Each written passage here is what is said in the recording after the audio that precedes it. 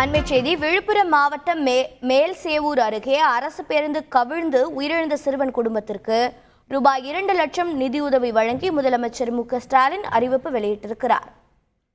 விவரங்களை செய்தியாளர் பாஸ்கர் வழங்கிட கேட்கலாம். பாஸ்கர், வணக்கம். முதலமைச்சர் ஸ்டாலின் அறிவிப்பில் இருக்கும் தகவல்கள் என்ன? உயிரிழந்த சிறுவனின் பின்னணி என்ன? விழுப்புரம் மாவட்டம் செஞ்சி வட்டத்துல அரசு பேருந்து சாலை உணவுகளை கடக்க முயன்ற போது எதிர்பாரா விதமாக கவிழ்ந்து விபத்துக்குள்ளானது.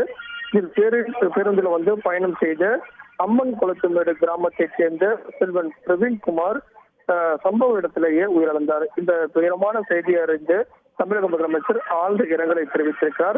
இந்த விபத்துல பலத்த காயமடைந்து விழுப்புரம் தனியார் மருத்துவமனையில சிகிச்சை பெற்று வரும் செல்வன் வினேஷ் அவருக்கு சிறப்பு சிகிச்சை அளிக்கவும் தமிழக முதலமைச்சர் உத்தரவிட்டிருக்கிறார். உயிரிழந்த சிறுவனின் குடும்பத்துக்கு அவருடைய உறவினர்களுக்கும் ஆழ்ந்த இரங்கலை தெரிவித்திருக்கக்கூடிய தமிழக முதலமைச்சர் அவரது குடும்பத்துக்கு 2 லட்சம் ரூபாய் முதலமைச்சருடைய நிவாரண நிதி வழங்க உத்தரவிட்டிருக்கிறார். பலத்த காயமடைந்து மருத்துவமனையில் சிகிச்சை பெற்று வருவதற்கு 50,000 ரூபாய் முதலமைச்சருடைய பொது நிவாரண நிதி வழங்க தமிழக முதலமைச்சர் மு.க.ஸ்டாலின் உத்தரவிட்டுள்ளார். தகவல்களுக்கு நன்றி பாஸ்கர். செய்திகளை உடனுக்குடன் தெரிந்து கொள்ள உடனே சப்ஸ்கிரைப் பண்ணுங்க.